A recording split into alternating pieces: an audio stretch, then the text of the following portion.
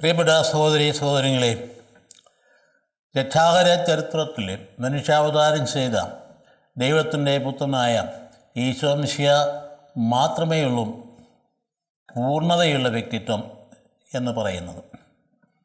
വേദപുസ്തകത്തിൻ്റെ ആദ്യാവസാനം ധാരാളം ഹീറോയിനുകളെയും നമുക്ക് കാണാൻ പറ്റും.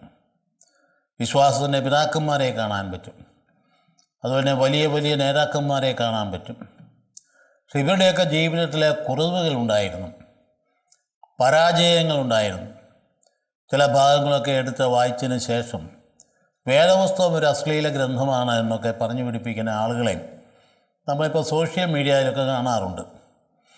മനുഷ്യന് ഏതെല്ലാം തരത്തിൽ അധപ്പതിക്കാവോ ആ തരത്തിലുള്ള അധപ്പതനത്തിന് നടുവിലേക്കാണ് മനുഷ്യാവതാരം ഉണ്ടായതെന്ന കാര്യം മറന്നു പോകുന്നത് കൊണ്ടാണ് ഇപ്രകാരം പറയാനിടയാകുന്നത്. ദൈവത്തിൻ്റെ പുത്രൻ ഭൂമിയിലേക്ക് വന്നത് നമ്മളെ വിശുദ്ധീകരിച്ചെടുക്കാൻ വേണ്ടിയിട്ടാണ്. അപ്പം അതിന് പശ്ചാത്തലം ഒരുക്കുന്ന ആളുകളും ദുർബലരായ ആളുകൾ തന്നെയാണ്.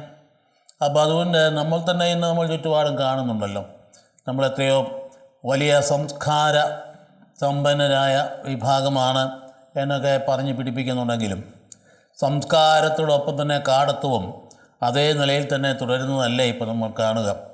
ഇതൊരു ഭയങ്കരമായ, പ്രത്യേകിച്ച് ധാർമ്മികതയുടെ കാര്യത്തിൽ, ലൈംഗികതയുടെ കാര്യത്തിൽ എന്തുമാത്രം അധപ്പതിച്ച ഒരു സംസ്കാരത്തിലൂടെയാണ് നമ്മൾ കടന്നു പോകുന്നത്. അപ്പം അതുകൊണ്ട് അവിടെ വിശുദ്ധീകരണം നടക്കുന്നു എന്നുള്ളത് ദൈവവചനത്തിൻ്റെ കടന്നുവരലിലൂടെയാണ്. അതാണ് ഹൃദയത്തെ തപിപ്പിക്കുകയും പശ്ചാത്തപിപ്പിക്കുകയും അനുതാപത്തിലേക്ക് കൊണ്ടുപോവുകയും ചെയ്യുക. അതുകൊണ്ട് അശ്ലീല ഗ്രന്ഥമാണ് വേദപുസ്തകം എന്ന് പറയുന്നവരോട് മറുപടി പറയാതേ ഉള്ളൂ. അതെ, അത് അശ്ലീല ഗ്രന്ഥം തന്നെയാണ്. കാരണം അശ്ലീലമുള്ള മനുഷ്യനാണ് അതിനകത്തെ കഥ, നായകനും നായികമാരും എല്ലാം. പക്ഷെ അതിലേക്ക് പരിശുദ്ധിയുടെ നിറകുണമായ ദൈവത്തിൻ്റെ പുത്രൻ കടന്നു വന്ന് അവരെ വിശുദ്ധീകരിക്കുന്ന പ്രക്രിയയാണ് വേദപുസ്തകം ആദ്യാവസാനം കൈകാര്യം ചെയ്യുന്ന അറിയുമ്പോഴാണ് നമ്മുടെ ഹൃദയം വിനയാന്വിതമായി അത് മുലർക്കെ തുറന്നിട്ടിട്ട് വചനം സ്വീകരിക്കാൻ തയ്യാറാവുകയും വിശുദ്ധീകരണം ഉണ്ടാവുകയും ചെയ്യുക. നമ്മൾ കണ്ടുവരുന്നത് ദാവീദിൻ്റെ കാര്യമാണ്. രക്ഷാകര ചരിത്രത്തിലെ അത്യുന്നതനായ ഒരാളാണ്. ദാവീദിൻ്റെ പുത്രനായിട്ടാണ് മിശിഹ പിറക്കുന്നത്. അപ്പം അതുകൊണ്ട് അത് നിസ്സാരക്കാരനൊന്നുമല്ല. പക്ഷേ ആ ദാവീദിൻ്റെ ജീവിതത്തിൽ പല ഘട്ടങ്ങളിലും പരാജയങ്ങൾ കാണാൻ കഴിയുന്നു. ഒന്നുമില്ലായ്മയിൽ നിന്ന് വിളിച്ചു ചേർത്ത് കൊണ്ടുവന്ന ഒരാളാണ്. വെറുവാട്ടിടനായിരുന്ന ആളാണല്ലോ ദാവീദ് എന്ന് പറയുന്നയാൾ. ദൈവത്തിൻ്റെ കൃപ കൊണ്ട് മാത്രം വളർന്നു വന്നയാൾ, സാവൂളിൻ്റെ രാജവംശത്തിന് ഉടമയായി തീർന്നയാൾ, പിന്നീട് അങ്ങോട്ട് അധപ്പതിക്കുന്ന നാം കാണുക. അധപ്പതനം കൊണ്ട് അവസാനിക്കുകയല്ല, അധപ്പതന അനുതാപത്തിലേക്ക് പോകുമ്പോഴാണ് അത് മാതൃകയുള്ള വ്യക്തിയായിട്ട് തീരുക. അപ്പം അതുകൊണ്ട് നമ്മൾ കണ്ടു കഴിഞ്ഞ പ്രാവശ്യം ദാവീദ് രാജാവ് യുദ്ധം നടക്കുന്ന സമയത്ത്, അമ്മോന്യരുമായുള്ള യുദ്ധത്തിൻ്റെ സമയത്ത് അതിർത്തിയിലും എന്ന് പറഞ്ഞാൽ ഇന്ന് നാം പറയുന്ന അമ്മാൻ അതിർത്തിയിൽ സർവ്വസന്നാധിപനായ യോവാബും അവരെ യുദ്ധത്തിൽ ഏർപ്പെട്ടിരിക്കുന്ന സമയത്ത് ഒരു യുദ്ധത്തിൽ പറഞ്ഞ അലസനായി അത് രാജകൊട്ടാരത്തിൽ പുലാർത്തിക്കൊണ്ടിരിക്കുമ്പോൾ ഉണ്ടാകുന്നൊരു വീഴ്ച, ബത്ശേബ എന്ന് പറയുന്ന ഊറിയ പട്ടാളക്കാരൻ്റെ ഭാര്യയുമായി അദ്ദേഹം സഹവസിക്കുകയും കാമാർത്തി പൂണ്ട് അദ്ദേഹം ബന്ധപ്പെടുകയും അവൾ ഗർഭിണിയായി തീരുകയും ചെയ്യുമ്പോൾ അത് മറച്ചു വയ്ക്കാൻ വേണ്ടിയിട്ട് അദ്ദേഹത്തിൻ്റെ കൗശലം പ്രയോഗിക്കുകയും അത് വിജയിക്കാതിരുന്നപ്പോൾ ഈ ഊറിയ എന്ന് പറഞ്ഞ ആളിനെ യുദ്ധത്തിന് മുൻനിരയിൽ നിർത്തി കൊല്ലിക്കുകയും ചെയ്യുന്ന വ്യഭിചാരം കൊലപാതകത്തിലേക്ക് നീങ്ങുന്ന സാധാരണ സംഭവമാണെങ്കിൽ പോലും ഒരു വലിയ രാജാവിൻ്റെ ഭാഗത്തു നിന്ന് വന്നപ്പോൾ, ദൈവത്തിൻ്റെ ഹൃദയത്തോടൊത്ത രാജാവെന്ന് പറയുന്ന ആളിൻ്റെ ജീവിതത്തിൽ അത് വന്നപ്പോൾ അത് എത്രമാത്രം ആഴമേറിയ മുറിവുണ്ടാകുന്ന വലിയ ഒരു തിന്മയാണ് എന്ന കാര്യം നാം കണ്ടുവരികയായിരുന്നു. അവിടെ അവസാനിക്കുന്നില്ലത്, അത് അനുതാപത്തിലേക്ക് നീങ്ങുകയാണ്, പശ്ചാത്തലത്തിൽ നീങ്ങുന്ന എങ്കിൽ പോലും നാത്താൻ എന്ന പ്രവാചകനിലൂടെ സത്യം വിളിച്ചു കൊണ്ടുവരികയും അദ്ദേഹത്തിൻ്റെ വെറും ഉദ്യോഗസ്ഥനായിരുന്ന നാത്താനും ദൈവജനത്തെ പ്രേരിതനായും തെറ്റിനെ മുൻപിൽ എടുത്തു കാണിച്ചുകൊണ്ട് അദ്ദേഹത്തിൻ്റെ മുമ്പിൽ ആ മനുഷ്യൻ നീ തന്നെ എന്ന് പറഞ്ഞ് അനുതാപത്തിലേക്ക് നയിക്കുകയും ചെയ്യുന്ന സംഭവമാണ് കണ്ടത്. അവിടെ കൊണ്ട് അവസാനിക്കുന്നില്ല. അവിടെ അനുതാപത്തോടുകൂടി അദ്ദേഹം പ്രവാചകൻ്റെ കാലെ കെട്ടിപ്പിടിച്ചുകൊണ്ട് ക്ഷമ ചോദിക്കുകയും മാപ്പിരക്കുകയൊക്കെ ചെയ്യുമ്പോൾ, അതുകൊണ്ട് അദ്ദേഹത്തെ സാവൂളിനെ നീക്കിക്കളയാതെ ദൈവം ക്ഷമിക്കുന്നു. അതുകൊണ്ട് നീ മരിക്കുകയില്ല, എന്നാൽ ശിക്ഷ തുടരും, നിനക്കുണ്ടാകുന്ന കുഞ്ഞ് തീർച്ചയായിട്ടും മരിക്കും. പിന്നീട് അങ്ങോട്ട് നാം കാണുന്നത് അപ്പം ചെയ്ത തെറ്റിൻ്റെ മക്കൾ അതിൻ്റെ ഇരട്ടിയായ രീതിയിൽ അതേ തെറ്റുകൾ തന്നെ ആവർത്തിക്കുന്നതാണ് കാണുന്നത്. നമുക്കൊരു വലിയ പാഠമാണിത്, നമ്മുടെ ജീവിതത്തിൽ തുടരുന്ന കാര്യമാണ്. അതായത് നമ്മുടെ ജീവിതത്തിൽ നമ്മുടെ പിതാക്കന്മാരും നമ്മുടെ അമ്മമാരും അവർ നന്മയിൽ ജീവിക്കേണ്ടവരും ആ വഴി വിട്ടിട്ട് തിന്മയുടെ വഴിക്ക് പോയാൽ മക്കളിലുണ്ടാകുന്ന ആ വലിയ വീഴ്ച ഇപ്പം നാം കണ്ടുകൊണ്ടായിരിക്കണം. പല കുടുംബങ്ങളിലും നടക്കുന്നതല്ലേ. അപ്പനെ വെട്ടിക്കൊല്ലുന്നു, അമ്മയെ വെട്ടിക്കൊല്ലുന്നു. ഇതൊക്കെ എന്തുകൊണ്ടാണ്? അപ്പനും അമ്മയിൽ നിന്നും വന്നിരിക്കുന്ന അതേ സ്വഭാവ ഗുണം തന്നെ ഈ മക്കൾ പ്രവർത്തനനിരതമാകുന്നതാണ് എന്ന് പറയാതിരിക്കാൻ പറ്റുകയില്ല. അപ്പോൾ അതുകൊണ്ട് നമ്മുടെ കുടുംബങ്ങളിൽ വരുന്ന വലിയ കലഹങ്ങളും തകർച്ചകളും ഒക്കെ ചിന്തിക്കേണ്ട ഒരു കാര്യമാണ്. അതിനൊരു ഒന്നാന്തരം നമുക്ക് മാതൃകയാണ് ദാവീദിൻ്റെ കുടുംബം എന്ന് പറയുക. കുടുംബ ഭദ്രത അവിടെ തകർത്തു. ഭദ്രത തകർത്തെങ്കിലും അനുദപിച്ചതുകൊണ്ട് രക്ഷപ്പെടുത്തുവെങ്കിലും ശിക്ഷയ്ക്ക് വിധേയനാകേണ്ടി വരികയാണ്. ബത്ശേബ എന്ന് പറയുന്ന ആ സ്ത്രീയെ പിന്നീട് ഭാര്യയെ സ്വീകരിച്ചു. അതുപോലെ ഊറിയയുടെ ഭാര്യ എന്ന് പറഞ്ഞിരുന്നിടത്ത് ഇവിടെ ദാവീദിൻ്റെ ഭാര്യ ബത്ശേബ എന്ന പേര് പറയാൻ തുടങ്ങി. അപ്പം അതുകൊണ്ട് അവൾ ഉന്നതമായ സ്ഥാനത്തേക്ക് എത്തിയെങ്കിലും മക്കൾ ഭയങ്കരമായ രീതിയിൽ അധപ്പതിക്കുന്ന നാം കാണുന്നു. ആ വേദന അത് മുറ്റിയ അനുഭവത്തിന് വിധേയനായിത്തീരുക ദാവീദും. ജീവിതം മുഴുവൻ ആ വേദന താങ്ങേണ്ടതായിട്ട് വരുന്നു. അപ്പോൾ ഓർക്കണം, ഗുരുസ്ഥാനത്തിരിക്കുന്നവരും മാതാപിതാക്കളുടെ സ്ഥാനത്തിരിക്കുന്നവരും ഒക്കെ അവർക്ക് വീഴ്ചയുണ്ടായാൽ, സ്വാർത്ഥപരമായി പെരുമാറിയാൽ ദൈവത്തിൻ്റെ ശിക്ഷ കടന്നു വരും. അത് വലിയ മനോവേദനയായിട്ട് തീരും എന്ന കാര്യം അവിതർക്കിതമായ സംഗതിയാണ്. അതാണ് ഇവിടെ പഠിപ്പിക്കും. ഇവിടെ എന്താ, അദ്ദേഹത്തിൻ്റെ മൂത്ത പുത്രൻ അമ്നോൻ നോക്കിക്കേ, ആ 2 മക്കൾ വാളിനിരയാകുന്നുണ്ട്, അബ്സലോവും അമ്നോനും. അപ്പോൾ അവിടെ അതുമാത്രമല്ല, അദ്ദേഹം ചെയ്ത തെറ്റ്, ഒരു വ്യക്തിയെ ബത്ശേബയെ അവളെ അധിക്ഷേപിച്ചുവെങ്കിൽ അവിടെ സ്വന്തം ഉപനാരികൾ മാത്രമല്ല സ്വന്തം മകളെ വരെ ഭയങ്കരമായി അപമാനിക്കപ്പെടുന്നതിന് ഇടയായിട്ട് തീരുകയാണ്. അബ്സലോമിൻ്റെ പെങ്ങളാണ് താമാർ എന്ന് പറയുന്നയാൾ. അമ്നോൻ എന്ന പുത്രനാണ് അവളെ അവഹേളിച്ചത്. അതുപോലെ ചില സംഭവങ്ങൾ വീണ്ടും കാണുകയാണ്. അതോട് തന്നെ അദോണിയ ദയന്തിയെ തൻ്റെ ഉപനാരിയെ സ്വന്തമാക്കി രാജഭരണത്തിലേക്ക് പോകാൻ ആഗ്രഹിക്കുകയുണ്ടായി. അദോണിയ എന്ന് പറയുന്ന വ്യക്തി. അപ്പോൾ അങ്ങനെ വാളിനിരയാവുകയൊക്കെ. അപ്പോൾ കർത്താവിൻ്റെ സംരക്ഷണം എന്ന് പറയുന്നത് കൽപ്പനകൾ അനുസരിച്ചെങ്കിൽ മാത്രമേ ഉണ്ടാവുകയുള്ളൂ. കൽപ്പന ധിക്കരിച്ചു പോയാൽ ഉണ്ടാവുകയില്ലെന്നുള്ള കാര്യം ഓർക്കണം. അതുകൊണ്ട് അതിനനുസൃതമായുള്ള തീരാ ദുഃഖങ്ങളും വ്യാധികളും സങ്കടങ്ങളും ഒക്കെ കടന്നു വരുമ്പോൾ അത് 2 തരത്തിൽ പ്രതികരിക്കാം. ഒന്ന്, ദൈവത്തെ ശപിക്കാം, ദൈവം ഇല്ലെന്ന് പറയാം. മറുഭാഗത്ത് ദൈവഹിതത്തിന് വിധേയമായിക്കൊണ്ട് തൻ്റെ തന്നെ ഉത്തരവാദിത്തം ഏറ്റുപറഞ്ഞുകൊണ്ട് അനുതാപത്തിലേക്ക് വന്ന് ദൈവമേ എൻ്റെ പാപങ്ങളിൽ ക്ഷമിക്കണമെന്ന് പറയാം. ഏത് വേണമെങ്കിലും നമുക്ക് തിരഞ്ഞെടുക്കാവുന്ന. ദാവീദ് തിരഞ്ഞെടുത്തത് അനുതാപത്തിൻ്റെ മാർഗമാണ്. അപ്പോൾ അനുതാപം അറിയാതെ പാപപരിഹാരത്തിലേക്ക് നീങ്ങി നാം കാണുക. അപ്പോൾ അനുതാപവും പാപമോചനവും നാം കാണുന്ന 2 സാമുവേലിൻ്റെ 12 അധ്യായം 13 നമ്മൾ കൈകാര്യം ചെയ്യണം. അത് വളരെ ധ്യാനാത്മകമായ ഭാഗമാണ്. അത് ഇന്ത്യയിലെ വായിച്ച് ധ്യാനിച്ചാൽ നമുക്കറിയാം, ദൈവവചനം നമുക്ക് ഇന്ത്യയിലെ എത്ര പ്രാവശ്യം വായിച്ചാലും അതിനകത്ത് ഉൾക്കാഴ്ചകൾ വളർന്നു വരികയുള്ളൂ, കുറയുകയില്ല. അപ്പോൾ അതുകൊണ്ട് പണ്ടങ്ങോ കേട്ട ഒരു കഥയായിട്ട് അതിനെ കാണേണ്ടതില്ല. അതിൻ്റെ വചനങ്ങൾ നമ്മൾ ചങ്കനെ പിളർക്കുന്നതാണെന്ന കാര്യം മനസ്സിലാക്കിക്കൊണ്ട് നമ്മുടെ ഹൃദയത്തെയും താഴ്മയോടുകൂടി വചനത്തിന് വിധേയമാക്കാനായിട്ട് സന്നദ്ധമായാൽ വലിയൊരു അനുഗ്രഹമായിരിക്കും. അപ്പോൾ അതുകൊണ്ട് ഇവിടെ അദ്ദേഹം വിലപിക്കുന്ന കാണുന്ന, അതായത് നാം 51-ാം സങ്കീർത്തനം അതിൻ്റെ മനോഹരമായ ആവിഷ്കാരമാണ്. ഞാൻ പാപം ചെയ്തു പോയി എന്ന് ഏറ്റുപറയുക. ഞാൻ കർത്താവിനെതിരായി പാപം ചെയ്തു. 12 അധ്യായത്തിന് 3-ാം വാക്യമാണ്. അതുപോലെ 51-ാം സങ്കീർത്തനം കടന്നു വരുമ്പോഴത്തേക്കും അതിൻ്റെ ദീർഘമായ അവതരണം കാണുന്നു. ദൈവമേ, എൻ്റെ പാപങ്ങൾ എൻ്റെ കൺമുമ്പിലിരിക്കുന്നു.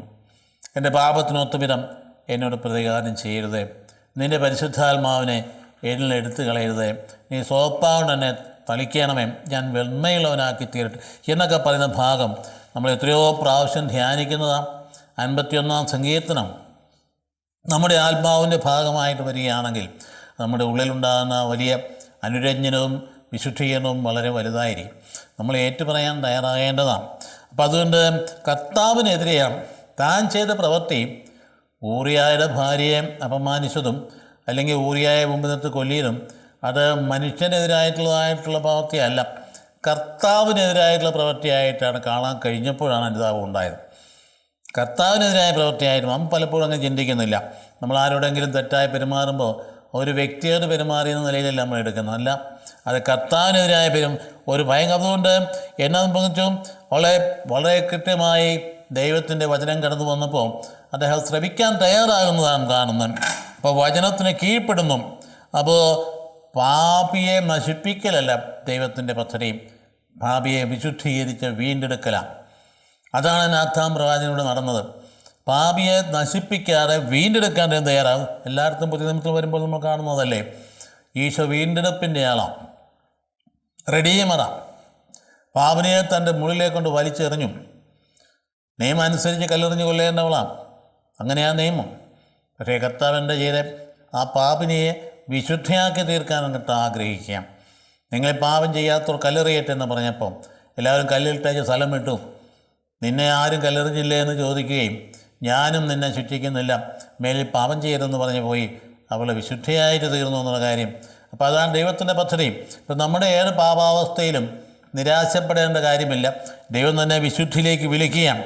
അപ്പോൾ അവൻ്റെ പ്രത്യാശ പകരുന്ന വാക്കുകളാണ്. നാഥാൻ പ്രവാചകൻ കുറ്റം നമുക്കകത്ത് മുൻകൂട്ടി എടുത്ത് വിളിച്ച് പറഞ്ഞപ്പോഴും നാഥാൻ പ്രവാചകൻ പ്രത്യാശയിലേക്ക് അത് ക്ഷണിക്കുന്നുണ്ട്. കർത്താവ് നിൻ്റെ പാപം ക്ഷമിച്ചിരിക്കുന്നു എന്നാണ് പറയാം.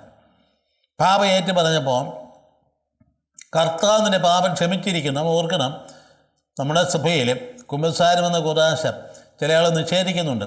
നേരിട്ട് ദൈവത്തോട് പറഞ്ഞാൽ പോരെ എന്നും പോരാ. കാരണം നമ്മുടെ പാപം ക്ഷമിച്ചിരിക്കുന്നു എന്നുള്ള സ്വരം നമ്മുടെ ചെവിയിൽ കേൾക്കണം. മനുഷ്യത്വത്തിന് ആവശ്യമായൊരു കാര്യമാണ്. അല്ലെങ്കിൽ കർത്താവ് കേട്ടോ കേട്ടില്ലോ നമ്മളങ്ങനെ അറിയാം. അതൊരു നിയതമായ രീതി സഭ നിശ്ചയിച്ചിരിക്കുന്ന പാപമോചന അധികാരമുള്ള വൈദികൻ്റെ സമീപം ചെന്ന് പാപങ്ങൾ ഏറ്റു പറയുമ്പോൾ കർത്താവ് നിൻ്റെ പാപം മോചിച്ചിരിക്കുന്നു, പാപികളെ വിശുദ്ധീകരിക്കുന്ന കർത്താവ് എനിക്ക് നല്ല അധികാരം ഉപയോഗിച്ച് പിതാവിൻ്റെയും പുത്രൻ്റെയും പരിശുദ്ധാത്മാവിൻ്റെ നാമത്തിൽ നിൻ്റെ പാപങ്ങൾ മോചിക്കപ്പെട്ടിരിക്കുന്നു പറയുമ്പോൾ അത് കേൾക്കുന്നതിനാണ് നമ്മുടെ ഹൃദയത്തിലേക്ക് പാപമോചനമായ അനുഭവം കടന്നു വരിക. അപ്പോൾ അവിടെ സംശയത്തിന് വകയിൽ. അപ്പോൾ ഇവിടെ നാഥാൻ പ്രവാചകൻ പറയുന്നു കർത്താവ് നിൻ്റെ പാപങ്ങൾ മോചിച്ചിരിക്കും. കർത്താവ് നേരിട്ടങ്ങ് പറഞ്ഞായിട്ടല്ല പറയുന്നു, നാഥാൻ പ്രവാചകൻ തന്നെ പറയുക. അപ്പോൾ അവൻ്റെ പ്രത്യാശയുടെ വ്യക്തിയായിട്ട് നാഥാൻ അങ്ങ് മാറുക. സഭ പ്രത്യാശയുടെ സമൂഹമാണ്. പാപസങ്കീർത്തന പേര് പ്രത്യാശയ്ക്കുള്ളതാണ്. വലിയ നോമ്പൊക്കെ വരുമ്പോഴത്തേക്ക് എല്ലാവരും പാപസങ്കീർത്തന വേദിയിലേക്ക് ഓടിക്കൂടും. പക്ഷെ അത് ക്രമമായിട്ട് നടക്കേണ്ട ഒരു കാര്യമാണ്. നമ്മുടെ ജീവിതത്തിൻ്റെ വീഴ്ചകളിലൊക്കെ തകർച്ചകളിലൊക്കെ ആ പാപസങ്കീർത്തന വേദിയിൽ അണഞ്ഞാൽ അത് പ്രത്യാശ പകരുന്ന ഒരു കുണാശ എന്ന കാര്യം ഓർക്കേണ്ടതാണ്. അപ്പോൾ നീ ഒരിക്കലും മരിക്കുകയില്ല. കൃത്യമായിട്ട് പറഞ്ഞു, പാപമോചനം നൽകി നീ മരിക്കുകയില്ല, പക്ഷേ നിനക്കൊണ്ടാകുന്ന കുഞ്ഞ് മരിക്കും എന്ന് പറഞ്ഞാൽ ശിക്ഷയുടെ ഭാഗമായിട്ടാണ്. 12-ാം അധ്യായം 15-21 വരെയുള്ള വാക്യങ്ങളിൽ ശിശുവിൻ്റെ മരണത്തെക്കുറിച്ചാണ് പറഞ്ഞു വരുന്നത്. അപ്പോൾ ഉടനടി ശിക്ഷാവിധി നടപ്പാക്കുന്ന കാണുന്നത്. അപ്പോൾ പാപത്തിന് ശിക്ഷയായിട്ടാണ് ആ കുഞ്ഞിൻ്റെ അത് വളരെ മാരകമായ രോഗത്തിന് വിധേയമായി. ഇപ്പോൾ ദാവീദ് എന്ത് ചെയ്തു? വളരെ ദീർഘമായ പ്രാർത്ഥനയും ഉപവാസവും നടത്തി രാജകൊട്ടാരം മുഴുവൻ പ്രാർത്ഥിച്ച് ഒരുങ്ങി. പക്ഷേ സംഭവിക്കുന്നത് എന്താണ്? അത് പ്രതീക്ഷിച്ചെന്താണ്? ഒരു പ്രതീക്ഷയാണ്. ദൈവം തൻ്റെ ശിക്ഷയാണ് നൽകുന്നതെങ്കിലും പാപത്തിന് പരിഹാരം ചെയ്യുകയും പ്രാർത്ഥിക്കുകയും ചെയ്തു കഴിഞ്ഞാൽ ശിക്ഷയിൽ നിന്ന് വിടുതൽ നൽകി കുഞ്ഞിനെ ജീവിപ്പിച്ചേക്കും എന്ന് വിചാരിച്ച് അദ്ദേഹം അങ്ങ് പ്രാർത്ഥിക്കുകയാണ്. പക്ഷേ എന്നാ ചെന്ന് 7-ാം ദിവസം കുട്ടി മരിച്ചു. ഈ കുട്ടി മരിച്ചു കഴിഞ്ഞപ്പം ഈ കാര്യം രാജാവിന് ചെന്ന് പറയാൻ ആളുകൾ ഭയപ്പെട്ടു. സ്വാഭാവികമാണല്ലോ, രാജകോപം ഉണ്ടായ എന്തു ചെയ്യും? ചെന്ന് പറയുന്നവനെ തന്നെ വധിച്ചാൽ എന്തു ചെയ്യും? പേടിച്ചു. പക്ഷേ രാജാവിനത് മനസ്സിലായി, കുഞ്ഞ് മരിച്ചുവെന്ന്. രാജാവ് എന്ത് ചെയ്തു? അത് പെട്ടെന്ന് തൻ്റെ ആ വസ്ത്രങ്ങളൊക്കെ മാറി അദ്ദേഹത്തിൻ്റെ ഉപവാസത്തിന് ഉപയോഗിച്ചിരുന്ന എല്ലാ സംവിധാനവും എടുത്തു മാറ്റിയിട്ട് അദ്ദേഹം പോയി കുളിച്ച് തൈലം പൂശി മിടുക്കനായി അനുദിന കർമ്മത്തിലേക്ക് തിരിയുക ചെയ്യും. ഇപ്പം നോക്കിക്കേ, അപ്പോൾ ആളുകൾ അത്ഭുതപ്പെട്ടു, ഇങ്ങനെ സംഭവിക്കുന്നത്. രാജാവ് ഇതുവരെയും ദുഃഖിച്ച് കരഞ്ഞ് കണ്ണുനീർ തൂകി പ്രാർത്ഥിച്ചിരുന്ന രാജാവ് ഇപ്പം പ്രസന്നവതനായി തൻ്റെ ഉത്തരവാദിത്വത്തിലേക്ക് തിരിയുന്ന കണ്ടപ്പം ആളുകൾ അത്ഭുതപ്പെട്ടു. അപ്പോൾ അദ്ദേഹം എന്താ പറഞ്ഞത്? മരണത്തിന് ഒരു പക്ഷേ നമ്മൾ പ്രാർത്ഥിച്ചതുകൊണ്ട് അതിൽ വിടുവിക്കാൻ കർത്താവ് കരുണ തോന്നിയാൽ എന്താ, അതുകൊണ്ട് അതിനുവേണ്ടി പ്രാർത്ഥിച്ചു. പക്ഷേ കർത്താവിൻ്റെ ഹിതം മറിച്ചായതിനാൽ ഞാൻ അവനെ അവിടെ ചെന്ന് കണ്ടുകൊള്ളാം എന്ന അർത്ഥത്തിൽ സംസാരിക്കുമ്പോൾ മരണാനന്തര ജീവിതത്തെക്കുറിച്ച് ഉള്ള വലിയ ചിന്തയാണ് അവിടെ അദ്ദേഹം നമുക്ക് അവതരിപ്പിക്കും. അവനെ ഇങ്ങോട്ട് വരാനതിന് പറ്റില്ല, ഞാൻ അവിടെ ചെന്ന് അവനെ കണ്ടുകൊള്ളാം എന്ന് പറയുമ്പോൾ നമ്മുടെ കുടുംബങ്ങൾ പലപ്പോഴും ഇങ്ങനെ സംഭവിക്കുന്നുണ്ടല്ലോ. അതിഭയങ്കരമായ ദുഃഖകരമായ ഒരവസ്ഥയാണ്. ചിലപ്പോൾ മാതാപിതാക്കൾ ജീവിച്ചിരിക്കുമ്പം അധികം പ്രായമാകാത്ത മക്കൾ രോഗം വഴിയോ അപകടം വഴിയോ ഇപ്പം ഏകപുത്രൻ നഷ്ടപ്പെട്ടു പോകുമ്പോൾ പലപ്പോഴും ആശ്വസിപ്പിക്കാൻ ഒരു മാർഗവും ഇല്ലാതെ, ഒരു വാക്കുമില്ലാതെ അനുഭവങ്ങൾ നമ്മൾ നേരിട്ടിട്ടുണ്ട്. സാധാരണ അനുഭവങ്ങൾ. പക്ഷെ അപ്പോൾ എന്താ ചെയ്യുന്നത്? നമ്മുടെ സാന്നിധ്യം വഴിയായി, പ്രാർത്ഥിക്കുന്ന ഹൃദയത്തിൻ്റെ സാന്നിധ്യം വഴിയായി ഒരടുത്ത് പോയി ഇരുന്നുകൊണ്ട് ദൈവസാന്നിധ്യം കൊടുക്കുക എന്നുള്ളതല്ലാതെ മറ്റൊന്നും നമുക്ക് ചെയ്യാൻ പറ്റില്ല. അപ്പോൾ അവരോട് നമുക്ക് വലിയ ഉറക്കെ ഒരു തത്വം പറഞ്ഞിട്ടൊന്നും കാര്യമില്ല. പക്ഷേ അവരിലേക്ക് അറിയാതെ ദൈവവചനം കടന്നു വരുമ്പോഴാണ് മനസ്സിലാകുന്നത് മരണാനന്തര ജീവിതത്തിലുള്ള വ്യത്യാസം ഉള്ളിൽ ഉളവാകുകയാണെങ്കിൽ കുറേ നേരം കഴിയുമ്പോൾ അറിയാതെ തന്നെ അതിൽ ഉണരുകയും പ്രത്യാശയിലേക്ക് വരികയും ചെയ്യും. പലപ്പോൾ ഇതുപോലുള്ള സംഭവങ്ങൾ ധാരാളം കുടുംബത്തിലുണ്ടാകുന്നുണ്ട്. വളരെ കാര്യമായിട്ട് വളർത്തിക്കൊണ്ടുവന്ന മക്കൾ ഉന്നതമായ ഉദ്യോഗത്തിൽ എത്തിക്കഴിയുമ്പോൾ പെട്ടെന്നങ്ങ് ഒരു ക്യാൻസർ രോഗം വന്ന് മാരക രോഗം വന്ന് മരിച്ചു കഴിയുമ്പോൾ ഒന്നും ചെയ്യാൻ പറ്റാത്ത നിരന്തരം പ്രാർത്ഥിച്ചുകൊണ്ടിരിക്കുന്ന അമ്മ പ്രാർത്ഥിക്കാൻ പോലും വയ്യാത്ത സാഹചര്യം നമ്മൾ അനുഭവവേദ്യമായിട്ടുണ്ട്. എനിക്കറിയാവുന്ന ഒരു ഭവനത്തിലെ ഒരു മൂത്ത മകൻ ഉന്നതമായ നിലയിൽ പഠിച്ച വിജയം നേടി ഉന്നതമായ സാങ്കേതിക വിദ്യയിൽ പരിശീലിച്ച് വളരെ ഉന്നതമായൊരു ജോലിയും വലിയ ഒരു എയർലൈൻസിൻ്റെ അടുത്ത ഉത്തരവാദിയായിട്ട് തീർന്ന് വലിയ ശമ്പളത്തോടു കൂടി മാതാപിതാക്കൾക്ക് വലിയ അഭിമാനകരമായി മാതാപിതാക്കൾക്ക് ലോകത്തിൽ എവിടെ വേണമെങ്കിലും ആ വിമാന കമ്പനി യാത്ര ചെയ്യാം, ഫ്രീ ആയിട്ട് ചെയ്യാം. അങ്ങനെയൊക്കെയുള്ള വളരെ സന്തോഷകരമായ അനുഭവത്തിൽ പോകുമ്പോഴാണ് പെട്ടെന്നൊരു രോഗം പിടിപെടുന്നു. എന്തായിരുന്നു, അദ്ദേഹത്തിൻ്റെ കണ്ണിനകത്ത് ക്യാൻസർ കടന്നു വന്നു. അതായത് ഒട്ടും പ്രതീക്ഷിച്ചില്ല. പക്ഷേ കമ്പ്യൂട്ടർ നിരന്തരം ഉപയോഗിച്ചുകൊണ്ടായിരിക്കാം. എന്തായാലും ശരി, വിമാനങ്ങളെ നിയന്ത്രിക്കുന്ന അദ്ദേഹത്തിന് ഉത്തരവാദിത്വം നിർവഹിക്കാൻ പറ്റാതെ ഹോസ്പിറ്റലിൽ അഡ്മിറ്റായി അതിനാവശ്യം മരിച്ചു. അപ്പോൾ വിവാഹം ചെയ്തിട്ട് 2 വർഷമായി, ഒരു കുട്ടി ജനിച്ചേ ഉള്ളൂ. ഇങ്ങനെയുള്ള അവസരങ്ങൾ ഉണ്ടാകുമ്പോൾ അത് എന്താണെന്ന് വിശദീകരിക്കാൻ നമുക്ക് പറ്റില്ല.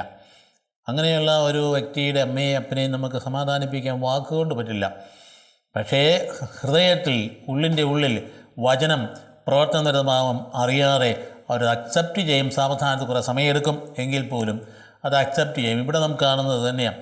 അതായത് വചനം ഉള്ളിലേക്ക് കടന്നു വരുമ്പോൾ ദൈവഹിതമാണെന്നത് മനസ്സിലാക്കി കഴിയുമ്പോൾ അറിയാതെ അതിനെ അംഗീകരിക്കാനും ആ ദുഃഖങ്ങളൊക്കെ കുറേ കാലം നിന്നാൽ പോലും ദൈവഹിതത്തിന് വിധേയമാകുവാനും നിരാശപ്പെടാതെ എന്നാൽ എൻ്റെ കുഞ്ഞു പോയി എന്നാൽ ഞാനും പോയേക്കാന്ന് വിചാരിച്ച് ആത്മഹത്യയിലേക്ക് തിരിയാതെ ദൈവത്തിൻ്റെ കൃപയ്ക്ക് വിധേയമായി ദൈവഹിതത്തിന് സ്വയം വിട്ടുകൊടുക്കുന്ന ഒരവസ്ഥയിലേക്ക് പോകാൻ തയ്യാറാകും. അതാണ് നമ്മുടെ ജീവിതത്തിൻ്റെ വിശ്വാസത്തിൻ്റെ ശക്തി എന്ന് പറയും. ഇതൊന്നും നമുക്ക് മറ്റൊന്നും കൊണ്ടും കിട്ടുന്ന കാര്യമൊന്നുമില്ല. ഈ ഭൂമിയിൽ നമുക്ക് കിട്ടുന്ന എന്ത് സൗഭാഗ്യങ്ങൾ എന്തെല്ലാം ഉണ്ടായാലും ശരി, ദൈവത്തിൻ്റെ കൃപയും ദൈവവചനത്തിൻ്റെ ശക്തിയും ഇല്ല എങ്കിൽ നമ്മളൊന്നുമല്ല എന്ന കാര്യം അറിഞ്ഞിരിക്കണം. അപ്പോൾ അത് നമ്മുടെ ജീവിതത്തിൽ ഉണ്ടാകാവുന്ന ദുരന്തങ്ങളുടെ ഒക്കെ തന്നെ പ്രതീകങ്ങളാണ്. ഇവിടെ കാണുന്നതൊക്കെ ദാവീദിൻ്റെ കുടുംബത്തിൽ സംഭവിച്ചത് തന്നെയാണ്. അപ്പോൾ അതുകൊണ്ട് ഈ കുട്ടി മരിച്ചത് അക്സെപ്റ്റ് ചെയ്യണം, അദ്ദേഹം അംഗീകരിക്കുക. അത് ഞാൻ അടുത്ത ഘട്ടത്തിലേക്ക് കടക്കുമ്പോഴാണ്. അപ്പോൾ മരണത്തെ ഞാൻ അവിടെ വെച്ച് കണ്ടോളാം എന്ന് പറയുന്ന ആ പ്രത്യാശ ഓൾഡ് ടെസ്റ്റമെൻറ്റിൽ വളരെ കൃത്യമായിട്ട് മരണാനന്തര ജീവിതത്തെക്കുറിച്ച് പഠിപ്പിക്കലില്ല, വളരെ കൃത്യമായിട്ടില്ല.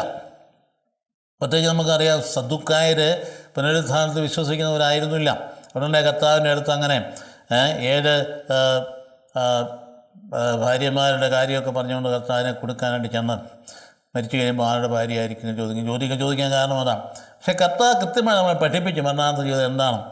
തൻ്റെ ശിഷ്യന്മാർ അസ്വസ്ഥരാണെന്ന് കണ്ടുകൊണ്ട് താൻ 3 പ്രാവശ്യത്തിൻ്റെ മരണത്തെക്കുറിച്ച് പറഞ്ഞപ്പോൾ അസ്വസ്ഥരാണെന്ന് പറഞ്ഞ് മനസ്സിലാക്കിക്കൊണ്ട് അവരെ അടുത്ത് വിളിച്ചിരുത്തി പറഞ്ഞതാണ് യോഹന്നാൻ സുവിശേഷത്തിൻ്റെ 14-15 അധ്യായങ്ങൾ മുഴുവൻ.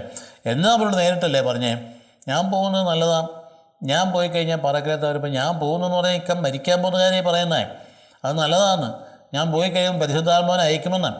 ഞാൻ പോകുന്നത് എങ്ങോട്ടാണ്? പിതാവിൻ്റെ പക്കലേക്കാണ്. അവിടെ ധാരാളം വാസസ്ഥലമുണ്ട്. നിങ്ങൾക്ക് വേണ്ടി ഞാൻ വാസസ്ഥലം ഒരുക്കും. അത് ഞാൻ വന്ന് നിങ്ങളെ കൂട്ടിക്കൊണ്ട് പോകും. നോക്കണം, മരണാനന്തര ജീവിതത്തിൻ്റെ അനുഭവമല്ലേ, കൂട്ടിക്കൊണ്ട് പോകും. അവിടെ നിങ്ങൾ എന്നിലും ഞാൻ നിങ്ങളിലും നമ്മൾ പിതാവിലുമായിരിക്കും. അപ്പോൾ നിത്യജീവിതത്തിൽ നമ്മൾ പിതാവിൻ്റെ ഒപ്പമായിരിക്കും എന്ന് പഠിപ്പിച്ചല്ലേ. അപ്പോൾ നമ്മുടെ മരണാനന്തര ജീവിതം എന്ന് പറയുന്നത് ശൂന്യതയല്ല, അത് കൃത്യമായിട്ട് നമ്മൾ പഠിപ്പിക്കുന്നുണ്ട്. അത് അർത്ഥവത്തായൊരു കാര്യമാണ്. അതുകൊണ്ട് നമ്മുടെ ജീവിതം മുമ്പോട്ട് പോകുമ്പോൾ അത് മരണത്തിലൂടെ മഹത്വത്തിലേക്ക് പ്രവേശിക്കുന്ന കാര്യം നാം ഓർക്കേണ്ടതാണ്. ഇതന്നെ കർത്താവിനെ പറയില്ലേ, കല്ലറയിലുള്ളവരെല്ലാം കർത്താവിൻ്റെ ശബ്ദം കേൾക്കുന്ന സമയം വരുന്നു, അല്ലാതെ വന്നു കഴിഞ്ഞിരിക്കുന്നു. നന്മ ചെയ്തവർ ജീവൻ്റെ ഉയർപ്പിനും തിന്മ ചെയ്തവർ വിധിയുടെ ഉയർപ്പിനായിട്ട് പുറത്തു വരുമെന്നൊക്കെ പറയുമ്പോഴും അത് സത്യമല്ലേ. ആ സത്യമെല്ലാം ഉൾക്കൊള്ളേണ്ടത്. അതുതന്നെ പൗലോസ് പറഞ്ഞില്ലേ, ദൈവത്തിൻ്റെ ആജ്ഞാസ്ത്രം ഉയരുകയും പ്രധാന മാലാഖമാരുടെ കാഹളോത്തരം കേൾക്കുകയും ചെയ്യുമ്പോൾ മനുഷ്യപുത്രൻ വാനമേഘങ്ങളിൽ പ്രത്യക്ഷനാകും. അപ്പം ജീവിച്ചിരിക്കുന്നവരായി നാം മരിച്ചവർക്കുമ്പോൾ കിടക്കുകയില്ല. എന്നാൽ ഈ വാക്കുകൾ പരസ്പരം നിങ്ങൾ ആശ്വസിപ്പിക്കുവാൻ നാമോ കർത്താവിലേക്ക് എടുക്കപ്പെടും. നാം എന്നും കർത്താവിലൂടെ ആയിരിക്കുകയും ചെയ്യും. അതുകൊണ്ട് പ്രത്യാശയില്ലാത്തപ്പോൾ നിങ്ങൾ വിലപിക്കരുത് ഞാൻ നിങ്ങളോട് പറയുന്ന ഭാഗങ്ങളൊക്കെ പുതിയ നിയമത്തിൽ മരണാനന്തര ജീവിതത്തെ ഒരു വ്യക്തത നമുക്ക് നൽകുന്നുണ്ട്. അത്രയും വ്യക്തത ഇല്ലായിരുന്നു. എന്നിട്ട് പോലും ദാവീദ് രാജാവ് മരണാനന്തരം അവനെ കണ്ടുമുട്ടിക്കൊള്ളാം എന്ന് പറഞ്ഞുകൊണ്ട് ആശ്വസിപ്പിക്കപ്പെടുന്ന ഒരു സുന്ദരമായ ഭാഗം നമ്മൾ കാണുന്നുണ്ട്. അപ്പോൾ അതുകൊണ്ട് വേറൊരു കാര്യം ചോദിക്കുക, ഇന്നത്തെ ചിന്തയനുസരിച്ച്. ചിലപ്പോൾ ഞാൻ പറഞ്ഞില്ലേ, വലിയ സിനിമാ നടൻ ചോദിച്ചത് എന്തുകൊണ്ടാണ് ഇങ്ങനെ നിഷ്കളങ്കരായ ആളുകൾ പീഡ അനുഭവിക്കുന്നത്, ഈ ശിശു എന്ത് തെറ്റ് ചെയ്തിട്ട് അത് മരിച്ചേ? എനിക്കൊന്നും ചോദിക്കാമല്ലോ. ശിശു ഒരു തെറ്റും ചെയ്തില്ല. അതിൻ്റെ ശിക്ഷ ശിശുവിനല്ല, ശിക്ഷ അപ്പനാണ്. അപ്പൻ്റെ മനോവേദനയാണ് അതിനകത്ത്. ശിശു ഒരു തെറ്റും ചെയ്തില്ല. ശിശു താൻ്റെ തക്കിലേക്ക് പറന്നു പോയി. അപ്പോൾ അതുകൊണ്ട് നാം മനസ്സിലാക്കേണ്ട ഒരു കാര്യം, ശിശുവിനോട് ഒരു അനീതിയും കാണിച്ചില്ല. ദൈവത്തിൻ്റെ നീതിയുടെ അപ്രതിരോധ്യമായിട്ട് ഇടപെടലാണ്. ആ നീതി നിർവഹിക്കപ്പെട്ടുകൊണ്ടിരിക്കുന്നു. ശിശു തമ്പുരാൻ്റെ പക്കലേക്ക് പോയി. അതുകൊണ്ട് ശിശു എന്ത് തെറ്റ് ചെയ്തു എന്നുള്ളതിനെക്കുറിച്ച് അത് പ്രസക്തമായ ചോദ്യമില്ല. അപ്പോൾ മരണം കൊണ്ട് അവസാനിക്കുകയില്ല. ജ്ഞാനത്തിൻ്റെ പുസ്തകത്തിൽ പറയുന്നുണ്ട്, ദൈവത്തിൻ്റെ കരങ്ങളിലാണ്. അതായത് അതുകൊണ്ട് നാം നീതിമാന്മാരുടെ ആത്മാക്കൾ ദൈവത്തിൻ്റെ കരങ്ങളിലാണ്. ഒരു പീഡനവും അവരെ സ്പർശിക്കുകയില്ല എന്ന് ജ്ഞാനത്തിൻ്റെ പുസ്തകത്തിന് 3-ാം അധ്യായം 1-ാം വാക്യത്തിൽ പറയുന്നു. അപ്പോൾ നമ്മൾ പഠിക്കുന്ന ഒരു പാഠം ഈ ഭാഗത്തു നിന്ന് പഠിക്കണം. ഒന്നാമത്തെ ശിക്ഷ അതാണ്. നിനക്കൊണ്ട് കുഞ്ഞ് നിശ്ചയമായിട്ട് മരിക്കുമെന്ന് പറയുമ്പോൾ അതായത് സമ്മതിക്കുകയും അത് ഏറ്റെടുക്കുകയും ചെയ്യുന്ന ഭാഗം നമ്മളവിടെ കാണുകയാണ്. അപ്പോൾ മരണാനന്തര ജീവിതത്തെക്കുറിച്ചുള്ള വ്യക്തമായ കാഴ്ചപ്പെടുന്നത് നമുക്കുള്ളത് അത് ഒന്നുകൂടെ ഉണർത്തിയെടുക്കാൻ. എത്രയോ മൃതസംസ്കാരത്തിൽ പങ്കെടുക്കുന്നവരാണ് നമ്മൾ. എത്ര പേരെ ഇപ്പം മരിച്ചു വീഴുന്നത്? നോക്കി നീക്കി ഉരുണ്ട് വീണ് മരിക്കണം, പെട്ടെന്ന് മരിക്കുകയാണ് ചെയ്യുന്നത്. ഒരു പ്രതീക്ഷയില്ലാത്ത സാഹചര്യത്തിൽ യാത്ര ചെയ്യുമ്പോൾ അസ്വസ്ഥത തോന്നുന്നു. തനിച്ചേയുള്ള കാറിൽ പെട്ടെന്ന് കാറ് സൈഡിലേക്ക് വാസ്തവത്തിൽ മാറ്റി അങ്ങ് നിർത്തുന്നു. അത്രയും കഴിഞ്ഞപ്പോൾ പുറകെ വന്ന ആൾക്കാർ ഇറങ്ങി വന്ന് കാറ് എന്ത് സംഭവിച്ച് നോക്കിയപ്പോൾ സ്റ്റിയറിംഗെ പിടിച്ച് ആളും മരിച്ചിരിക്കണം. ഇങ്ങനെയല്ലേ ഇപ്പം ഈ ദിവസങ്ങളിൽ നടക്കുന്ന മരണങ്ങൾ നമുക്ക് പറയും. ഇങ്ങനെ ധാരാളം മരണങ്ങൾ കാണുന്നില്ലേ? അപ്പോൾ അതുകൊണ്ട് നമ്മൾ മരണത്തെ ഭയപ്പെടുന്നവരാകാൻ പാടില്ല. മരണാനന്തര ജീവിതത്തെക്കുറിച്ച് വ്യക്തമായ ധാരണ നമുക്ക് ഉണ്ടാകേണ്ടതാണ്. അപ്പോൾ അതുകൊണ്ട് ഇതൊക്കെ മാതാപിതാക്കന്മാരുടെ പാവം മൂലം ഉണ്ടാകുന്ന ശിക്ഷയാണ് നമുക്ക് വരുന്നതെന്നുള്ള ചിന്ത ചില ധ്യാനങ്ങൾ നമുക്ക് ഉണ്ടായിട്ടുണ്ടാവും. ഇവിടെ മാതാപിതാക്കൾക്ക് ദൈവം ശിക്ഷ കൊടുത്തു, അപ്പന് ശിക്ഷ കൊടുക്കാം, സംശയമൊന്നുമില്ല. അപ്പം ചെയ്യുന്ന പ്രവർത്തിക്ക് വേണം. പക്ഷേ നമ്മുടെ ജീവിതത്തിൽ ഉണ്ടാകുന്ന ദുരന്തങ്ങളെല്ലാം പൂർവികർ ചെയ്ത തെറ്റിൻ്റെ ഫലമായിട്ടാണ് എന്ന് ആരെങ്കിലും പ്രസംഗിച്ചാൽ അത് ശരിയല്ല. അതൊരിക്കലും ശരിയാവണമെന്നില്ല. കർത്താവ് എന്നാ പറഞ്ഞത്? ഇവൻ അന്ധനായിട്ട് പിറക്കാൻ എന്താ കാരണം? ശിഷ്യന്മാർ ചോദിച്ചില്ലേ, ഇവൻ്റെ മാതാപിതാക്കൾ ചെയ്ത തെറ്റിൻ്റെ ഫലമാണോ എന്ന് ചോദിച്ചപ്പോൾ കർത്താവ് എന്നാ പറഞ്ഞത്? യോഹന്നാന്റെ സുവിശേഷം 9-ാം അധ്യായം 2-3 വരെ വാക്യങ്ങൾ എന്നാ പറയുന്നത്? ദൈവത്തിൻ്റെ പ്രവൃത്തി ഇവനെ പ്രകടമാകുന്നതിന് വേണ്ടിയിട്ടാണ്, ദൈവത്തിൻ്റെ മഹത്വത്തിൻ്റെ പ്രവൃത്തിക്ക് വേണ്ടിയിട്ടാണ് ഇവൻ അന്ധനായിട്ട് പറഞ്ഞതല്ലേ കർത്താവ് പറഞ്ഞു. അതിന് ഓൾഡ് ടെസ്റ്റമെൻ്റിലാണെങ്കിലും ശരി കൃത്യമായിട്ട് പറയുന്നുണ്ട്. ജെറമ്യാ 31-29-30 വാക്യങ്ങളിൽ പറയുന്നു, പിതാക്കന്മാർ പച്ചമുന്തിരിക്ക തിന്നും, മക്കളുടെ പല്ല് പുളിച്ചു എന്നും ആ നാളുകളിൽ ആരും പറയാതിരിക്കട്ടെ, പച്ചമുന്തിരി തിന്നുന്നവൻ്റെ പല്ല പുളിക്കണം. ഇപ്പം പ്രവാചകൻ പോലെ കറക്റ്റായിട്ട് അതെടുത്ത് ഭംഗിയായ രീതിയിൽ ഖണ്ഡിക്കുകയാണ്. അതായത് പൂർവികരുടെ പാപം കൊണ്ടൊന്നുമല്ല, നീ ചെയ്ത തെറ്റിൻ്റെ ദുരന്ത ഫലങ്ങൾ നീ അനുഭവിക്കുന്ന കൃത്യമായിട്ട് ജെറമ്യാ പ്രവർത്തിക്കുമ്പം അതേ വിധത്തിൽ തന്നെ എസെക്കിയേൽ 18-ാം അധ്യായം 1-4 വാക്യങ്ങളിൽ ഇത് തന്നെ പറയുന്നു, പിതാക്കന്മാർ പുളിക്കുന്ന മുന്തിരി തിന്നു മക്കളുടെ പല്ല് പുളിച്ചു എന്ന പഴമൊഴി നിങ്ങൾ ഇപ്പോൾ ആവർത്തിക്കൊണ്ടിരിക്കുന്നത് എന്തിനാണെന്ന് ചോദിക്കാം. അങ്ങനെ എന്തിനാണ് ആവർത്തിച്ചുകൊണ്ടിരിക്കുന്നത്? നിങ്ങളുടെ ജീവിതത്തിൻ്റെ ഉത്തരവാദിത്തത്തിലേക്ക് അതിരിക്കാൻ, നിങ്ങളെ ഭാഗത്ത് വീഴ്ച ഉണ്ടാതിരിക്കാൻ നോക്കാം. അതുതന്നെ വീണ്ടും നമ്മൾ പറയുന്നു, എസെക്കിയേൽ പറയുന്നു, ജെറമ്യാ പറയുന്നു, യോഹന്നാൻ ഇതിനെ പറയുന്നു. അപ്പോൾ അതുകൊണ്ട് എന്തെങ്കിലും വീഴ്ച വന്നു കഴിഞ്ഞാൽ അതെല്ലാം ഇങ്ങനെ മാതാപിതാക്കളുടെ കുറ്റങ്ങളാണെന്ന് പറയരുത്. അല്ലാതെ വരാം, നമ്മളെ ശുദ്ധീകരിക്കാൻ വേണ്ടി സംഭവിക്കാം. നമ്മുടെ ഒരു വലിയ കരിസ്മാറ്റിക് പ്രീച്ചർ പണ്ട് UK ചെന്നപ്പം അവിടെ ചെന്ന് ഓട്ടിസം ബാധിച്ച പിള്ളേരെയൊക്കെ അതിൻ്റെ എല്ലാ ഉത്തരവാദിയും മാതാപിതാക്കളുടെ ലൈംഗിക ജീവിതത്തിൻ്റെ അത് വൈകൃതമാണ് എന്ന് പറഞ്ഞു പിടിപ്പിച്ചു. എന്ത് വലിയ ബഹളമുണ്ടായി, നമ്മൾ കേട്ടതാണ്. വലിയ എതിർപ്പുണ്ടായി. മേലില്ല പ്രദേശത്തെ നാട്ടിലേക്ക് രാജ്യത്തേക്ക് ഇതിനകത്ത് കയറ്റാതിരിക്കാൻ നടപടികളെടുത്തു. ഇങ്ങനെയൊന്നും പറഞ്ഞു പിടിപ്പിക്കരുത്. അതായത് ഈ സാധാരണ ഇതിൽ സംഭവിക്കുന്ന എന്തെല്ലാം കാര്യങ്ങൾ കൊണ്ട് ഇങ്ങനെ കുഴപ്പങ്ങൾ മക്കൾക്ക് വരാം. ഇന്ന് കഴിക്കുന്ന ഭക്ഷണം, ഇന്നത്തെ വായു, അതിൻ്റെ മലിനീകരണം, എന്തെല്ലാം കാരണങ്ങൾ കൊണ്ട് കുഴപ്പങ്ങൾ വരാം. ഭൗതികമായ ഒരുപാട് കാരണങ്ങൾ കാണും. അതിൽ മാതാപിതാക്കളുടെ ലൈംഗിക വൈകൃതം കൊണ്ടാണ് സംഭവിച്ചതെന്നൊക്കെ ഉറക്കെ വിളിച്ച് പറയാൻ മാത്രമല്ല മൗഢ്യം കാണിക്കാതിരിക്കട്ടെ. എത്ര വലിയ കരിസ്മാറ്റിക് പ്രീച്ചർ ആണെങ്കിലും ശരി, അങ്ങനെയൊന്നും പറയാൻ പാടില്ല. മനുഷ്യൻ വന്നിരിക്കുന്ന ഏതെങ്കിലും ദുരന്തം ഉണ്ടെങ്കിൽ അത് തമ്പുരാൻ അനുവദിച്ച് നിശ്ചയിച്ച് നൽകിയിട്ടുള്ളത് ദൈവത്തിൻ്റെ മഹത്വം പ്രകടമാകാൻ വേണ്ടി, ദൈവത്തിൻ്റെ പ്രവൃത്തി പ്രകടമാകാൻ വേണ്ടിയിട്ടാണ് എന്നുള്ള കാര്യം നമ്മൾ മനസ്സിലാക്കും. നമ്മുടെ ജീവിതത്തിൽ അനുദിന ജീവിതത്തിൽ പലപ്പോഴും ഇങ്ങനെ സംഭവിക്കുന്നില്ല. പ്രീച്ചേഴ്സ് വന്ന് ഭയപ്പെടുത്തി കളയും. അതുകൊണ്ട് എന്ത് ചെയ്തു? അവർ മുതലെടുപ്പാണ്, അവിടെ ഇന്ന പരിഹാരക്രിയ ചെയ്യണം എന്നൊക്കെ പറഞ്ഞുകൊണ്ട് മനുഷ്യനെ പേടിപ്പിക്കുന്ന സാഹചര്യം ഇനി സഭയിൽ വിലപ്പോവില്ല എന്ന കാര്യം അറിഞ്ഞിരിക്കട്ടെ. പ്രീച്ചന്മാരും അറിഞ്ഞിരിക്കട്ടെ. ഇങ്ങനെയുള്ള കാര്യങ്ങളല്ല പ്രസംഗിക്കേണ്ട സുവിശേഷമാണ്, രക്ഷയുടെ സന്ദേശമാണ് കൊടുക്കേണ്ടേ. മനുഷ്യജീവിതത്തിന് ആവശ്യമായ കാര്യം അതാണ്. ഏത് പാപാവസ്ഥയിൽ നിന്നും നിന്നെ തമ്പുരാൻ പൊക്കിയെടുക്കും. ഏത് ദുരന്തത്തിൽ നിന്നും നിനക്ക് ആശ്വാസം തരും. നീ ഏത് ഗർഭനീയമായ അവസ്ഥയിൽ പോയാലും പരിശുദ്ധാത്മാവുള്ള ആനന്ദം തരാൻ ദൈവത്തിന് സാധിക്കും. അതുകൊണ്ട് നിനക്ക് അവസ്ഥ വരുന്ന ഭയങ്കരം നിൻ്റെ ഭൗതികമായ ആ വലിയ രോഗശാന്തിയല്ല പ്രധാനപ്പെട്ട കാര്യം, പാപശാന്തിയാണ്, നിൻ്റെ ആത്മാവിൻ്റെ ശാന്തിയാണ്, നിൻ്റെ ആത്മാവിന് ജീവൻ പകരേണ്ടത്. അതുകൊണ്ട് റീച്ചേഴ്സ് ശ്രദ്ധിക്കേണ്ട ഒരു കാര്യം, സുവിശേഷം പ്രഘോഷിക്കപ്പെടേണ്ടത്. ദൈവത്തിൻ്റെ സുവിശേഷം രക്ഷയുടെ സന്ദേശമാണ്. അതാണ് പ്രഘോഷിക്കപ്പെടേണ്ടത്. അത് നിരന്തരമായി പ്രഘോഷിക്കപ്പെടുമ്പം അത് നീതിയുടെ ജലം, അത് നീരുറവയായി ഒഴുകുന്നത് പോലെ ദൈവത്തിൻ്റെ ജനത്തിൻ്റെ ഹൃദയത്തിലേക്ക് സമാധാനം, അത് നീതി നദീജലം പോലെ ഒഴുകും. അതാവശ്യമായിട്ടുള്ളൊരു കാര്യമാണ്. അതുകൊണ്ട് വിശ്വാസത്തിൻ്റെ പേരിൽ ഇങ്ങനെയുള്ള തെറ്റായിട്ടുള്ള വിചിന്തനങ്ങൾ നമുക്കുണ്ടാകാൻ പാടില്ല. കർത്താവ് നമുക്ക് നൽകിയിരിക്കുന്ന മനോഹരമായ വഴിയുണ്ട്, ജീവിതത്തിൻ്റെ വഴി. എന്തനുഭവം ഈശോയിൽ നിന്ന് വരുന്നതാണ്. അതിന് ഈശോ അറിയാതെ ഒന്നും വരില്ല. എത്ര വേദനാജനകമാണെങ്കിൽ കർത്താവ് വരുന്നതാണ്. കർത്താവ് ഇത് സഹിക്കാനുള്ള ശക്തി എനിക്ക് തരണമെന്ന് പ്രാർത്ഥിക്കാം. അല്ല നേരിട്ട് ഇതിനൊക്കെ തള്ളിക്കളഞ്ഞുകൊണ്ട് ആരാണ്ട് കൂടോത്രം ചെയ്തിട്ടാണ്, അയൽക്കാർ മന്ത്രവാദം ചെയ്തിട്ടാണ്, അല്ലെങ്കിൽ അങ്ങനെ അവരുടെ കുറ്റമാണ് എങ്ങനെയൊന്ന് പറഞ്ഞു പിടിപ്പിക്കാൻ ഇടയാവരുത്. നമ്മുടെ പ്രവൃത്തിയുടെ ഉത്തരവാദിത്വം നാം തന്നെ ഏറ്റെടുക്കേണ്ടതാണ്. അതുകൊണ്ട് എന്ത് ചെയ്തു? ആ കൊച്ചിൻ്റെ പേര് കൊടുത്തു. സോളമൻ്റെ ജനനമാണ് പിന്നെ നമ്മൾ കാണുന്നത്. അപ്പോൾ ഇങ്ങനെയുള്ള കാര്യങ്ങൾ വന്നു കഴിഞ്ഞാൽ അടുത്ത ഘട്ടത്തിലേക്ക് വരുമ്പോൾ ദൈവം പരിഹാരം ചെയ്യുന്നത് കണ്ടില്ലേ? ഒരുവനെ മരിച്ചെങ്കിൽ ഉടൻ തന്നെ നല്ല സുന്ദരൻ മിടുക്കനായ ഒരു കുട്ടിയെ കൊടുത്തു. പണ്ടൊരിക്കൽ നമ്മുടെ ഒരു ഭവനത്തിൽ വളരെ ദുഃഖകരമായ വേദനാജനമായ സംഭവം നടന്ന് ഓർക്കുക. അവിടെയുള്ള കുടുംബനാഥയും അദ്ദേഹത്തിൻ്റെ മകൾ ദൂരെ വടക്കേണ്ടി ജോലി ചെയ്യുക. അവളെ ആദ്യത്തെ കുട്ടി, 8-9 വയസ്സായ കുട്ടി, വല്യപ്പൻ്റെ വല്യമ്മയുടെ കൂടെ അവിടെ ആളില്ലാത്തതുകൊണ്ട് വീട്ടിലിങ്ങനെ തത്തിക്കളിച്ച് ഓടിച്ചാടി സന്തോഷിച്ച് അവിടെയെല്ലാം ആനന്ദമായി കുറേ കാലം അങ്ങ് ജീവിക്കുക. വലിയ ആനന്ദം, വല്യപ്പന് ഭയങ്കര അറ്റാച്ച്മെൻറ്റ്, അവൻ്റെ മകന് ജീവനോട് ജീവൻ, മകനും ആ വല്യപ്പനും വല്യമ്മ അതുപോലെ അറ്റാച്ച്മെൻറ്റ്. അത് കഴിഞ്ഞ് കുറേ കഴിഞ്ഞപ്പോൾ ഈ മകൾ അവിടെ ഭവനം വീടെടുത്ത് പിന്നെ കൊച്ചിനെയും കൊണ്ട് പോകാൻ വന്നു.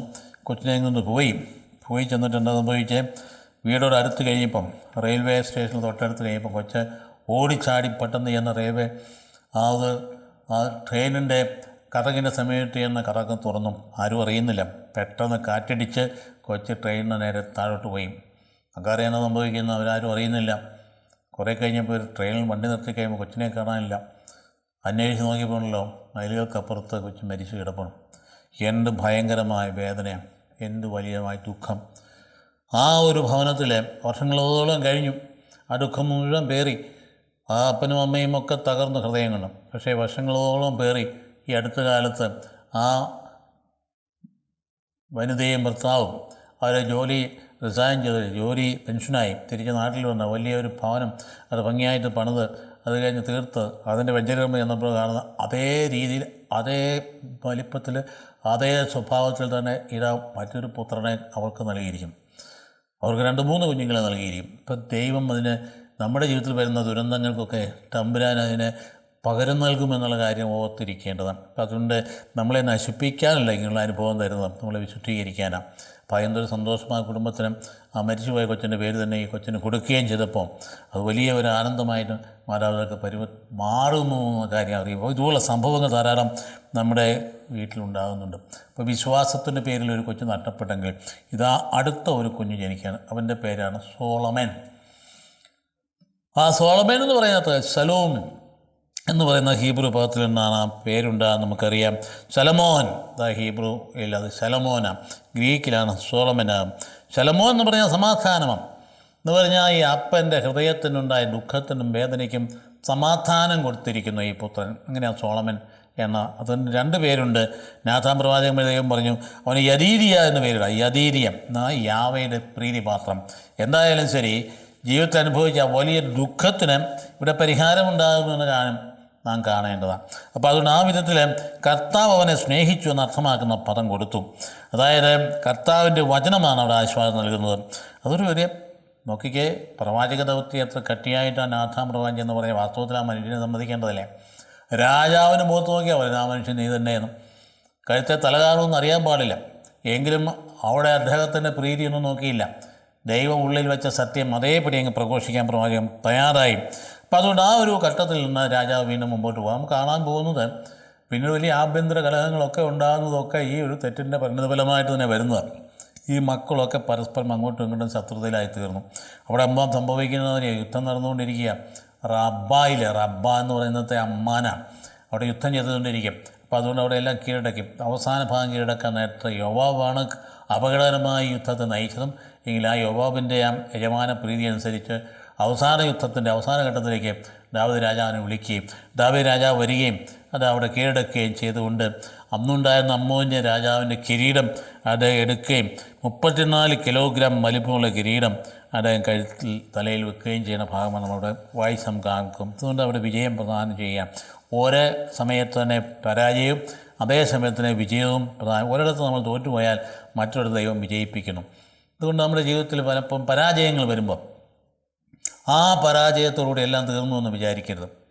എന്ത് ഇത്രമാത്രം വിഷമകരമായ രീതിയിൽ ആത്മഹത്യയിലേക്ക് തിരിയുന്ന വാസ്തവത്തിലെ ഒരു സ്ത്രീ ചെയ്ത് തെറ്റാം, അത് സംശയമില്ലാത്തൊരു കാര്യമാണ്. പക്ഷേ ഇത് തെറ്റാം.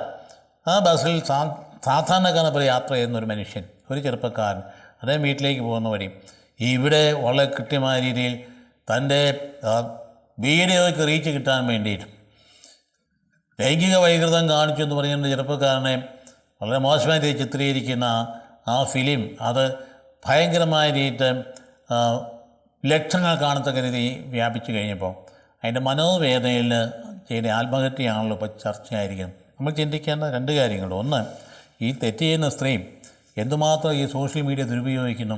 അത് ചെയ്യാൻ പാടില്ലാത്തതാണ്. വഴി വിട്ട രീതിയിലൂടെ പ്രശസ്തി ഉണ്ടാക്കാനോ പണം ഉണ്ടാക്കാനോ പോകാൻ പാടുള്ളതല്ല. അവർ ചെയ്ത് തെറ്റ് തന്നെയാണ്. ഇപ്പോൾ അറസ്റ്റിലായിട്ടുണ്ട്. തെറ്റ് തന്നെയാണ്. അതേസമയത്ത് ചെറുപ്പക്കാരനോ പെട്ടെന്ന് ഇങ്ങനെ വികാര വിക്ഷോഭത്തോടുകൂടി ജീവിതം തമ്പുരാൻ നൽകിയ സുന്ദരമായ ഒരു ജീവിതം. ആ മനുഷ്യനെ കണ്ടാലോ സുന്ദരനായ ഒരു മനുഷ്യൻ, ആ വീടിൻ്റെ ഏക അത്താണി, സന്തോഷത്തോടെ ആ കുടുംബത്തെ നോക്കിക്കൊണ്ടുവന്നയാളും അങ്ങനെ അങ്ങ് ചെയ്യാവോ? ഒരു പെട്ടെന്ന് പാഷൻ മൂലം ചെയ്തതായിട്ട് നമ്മൾ വിശദീകരിക്കാമെന്നെങ്കിലും അങ്ങനെ നമ്മൾ ഇനിയെങ്കിലും മറ്റുള്ളവർ ചിന്തിക്കണ്ടേ. ആത്മഹത്യ ഒന്നിനും പോംവഴിയല്ല, പരിഹാരമല്ല. വിശ്വസിക്കുന്ന ആൾക്കാർക്ക് ചെയ്യാൻ പറ്റുകയുമില്ല. അപ്പം അതുകൊണ്ട് ദൈവം കൂടെയുണ്ട്. നമുക്ക് അപമാനം ഉണ്ടായെന്നുള്ള ഫാക്റ്റ് അത് സഹിക്കാൻ മേലാത്തൊരവസ്ഥയിലേക്ക് വരുന്നതും സംഭവിക്കാവുന്ന കാര്യം തന്നെയാണ്. അപ്പോൾ നമ്മൾ ദൈവത്തിലേക്കൊന്ന് തിരിഞ്ഞിട്ട് എൻ്റെ ദൈവമേ ശക്തി തരണമെന്ന് പ്രാർത്ഥിച്ച പോരെ. അതുകൊണ്ട് ആത്മഹത്യ ഒരു പോംവഴിയല്ല എന്ന കാര്യം പ്രത്യേകിക്കാം. അപ്പം അതുകൊണ്ട് ദാവീദ് രാജാവ് വിജയിച്ചു. പിന്നെ അടുത്ത ഘട്ടത്തിലേക്ക് നീങ്ങുമ്പോൾ രാവിലെ പഴയ ഈജിപ്തിലെ ഫറവോയെ പോലെ തന്നെ അവരെയൊക്കെ അടിമകളാക്കി അധ്വാനിപ്പിക്കുന്ന രീതിയിലേക്ക് വരിക, സമ്രാട്ടായിട്ട് തീരുകയാണ്.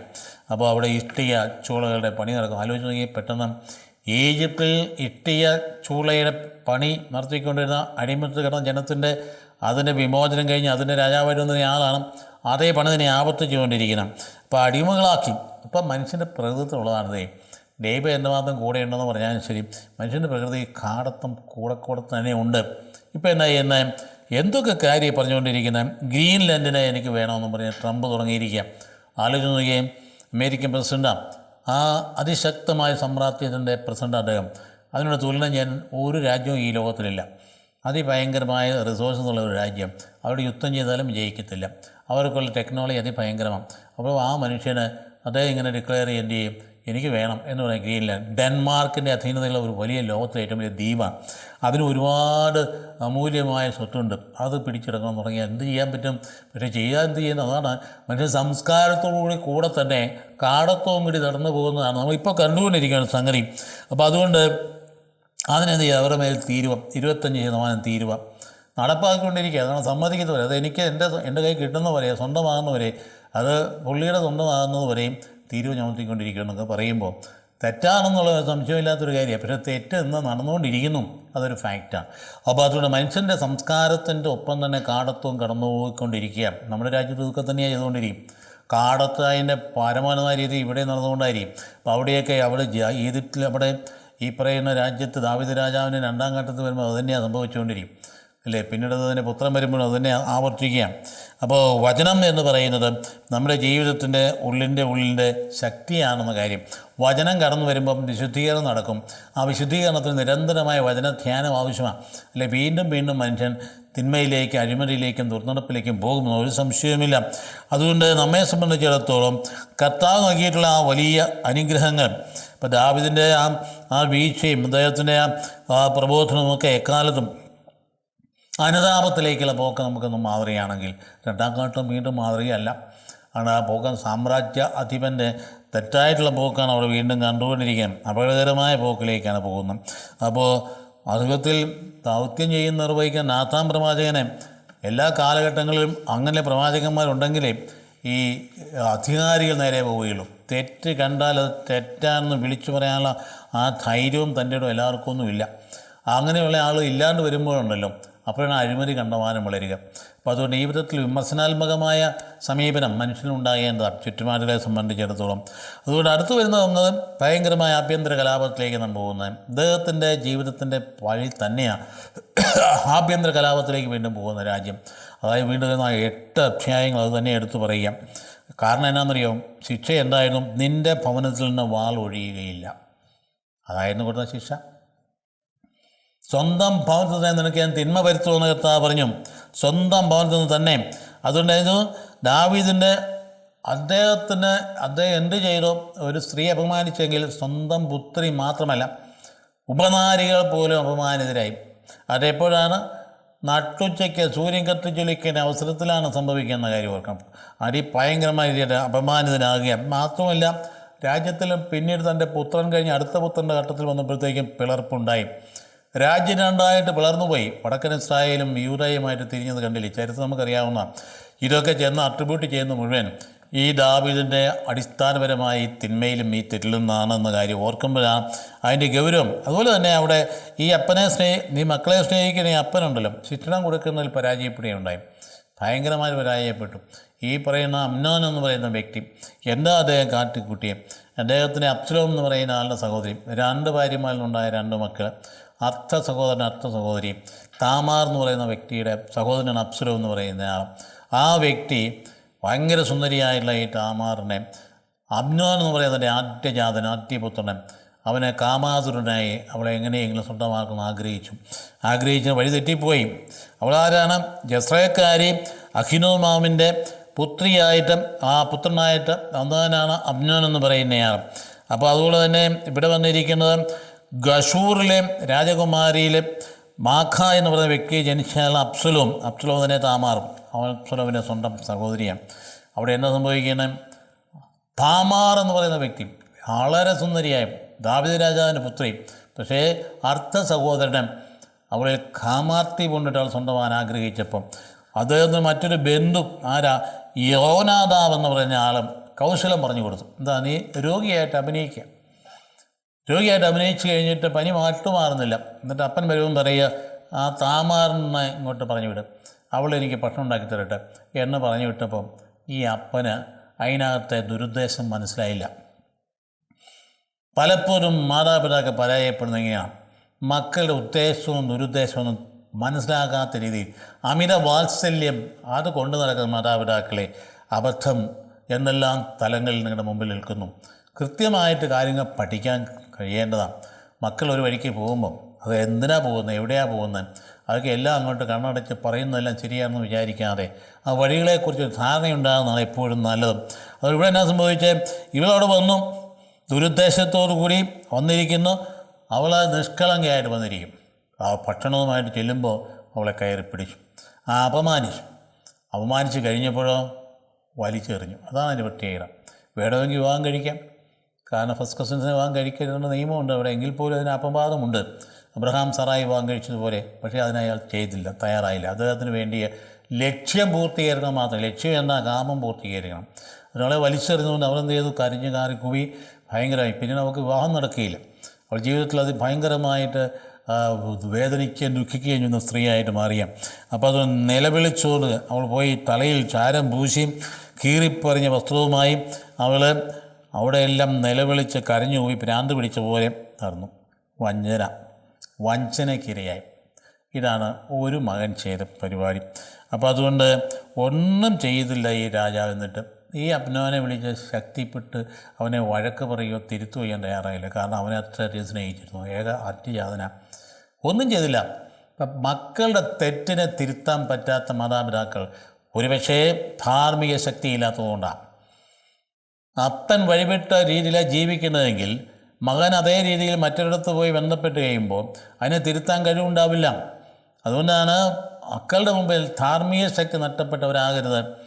മക്കളുടെ മുമ്പിൽ ധാർമ്മികത നിലനിർത്തുന്ന അപ്പന് മാത്രമേ മക്കൾ വഴിതെറ്റിയാൽ തിരുത്താൻ പറ്റുകയുള്ളൂ. ഇവിടെ അപ്പൻ്റെ ഉള്ളിൽ കുറ്റബോധമുണ്ട്. അതുകൊണ്ട് സ്വന്തം മകൻ സ്വന്തം അർത്ഥ സഹോദരിയെ അപമാനിച്ചപ്പോൾ തിരുത്താൻ പറ്റിയില്ല, വഴക്ക് പറയാൻ പറ്റിയില്ല. നമ്മുടെ കുടുംബത്തിൽ ആവർത്തിക്കുന്ന ഒരു കാര്യമാണിത്.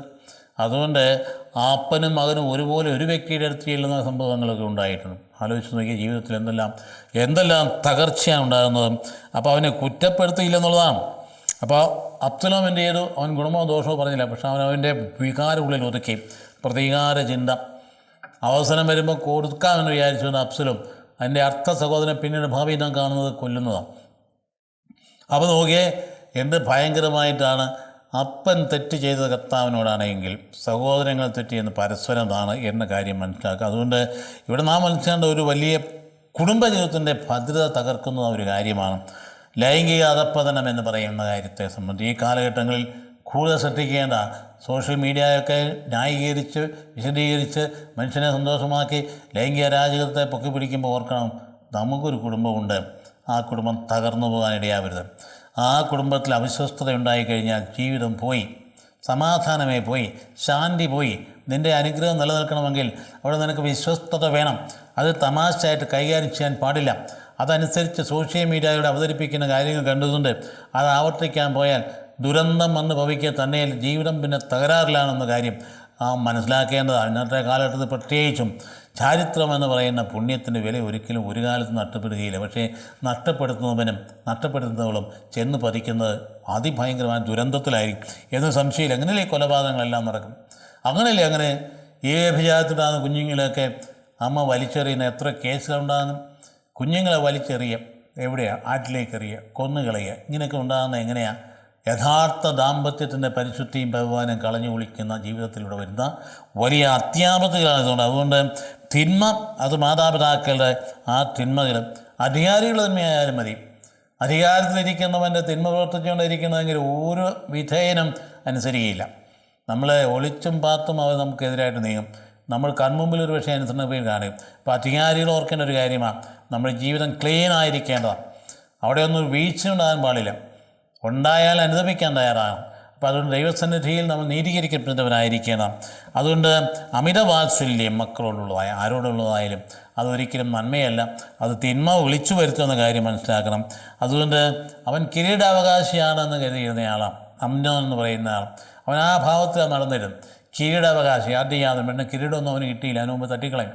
അപ്പോൾ അതുകൊണ്ട് അങ്ങനെയുള്ള സാഹചര്യം ഉണ്ടാകുമ്പോൾ നമ്മുടെ ജീവിതത്തിലെ അഹന്തയോടുകൂടി നാം പെരുമാറുമ്പോൾ, നമ്മുടെ സഹോദരനെ പരിഗണിക്കാതെ പോകുമ്പോൾ നമ്മുടെ ജീവിതം തകരാറിലാവുകയാണ്. അപ്പോൾ കടിഞ്ഞാണില്ലാത്ത അധികാരം അത് ദുഷിക്കും. കടിഞ്ഞാണില്ലാത്ത അധികാരം.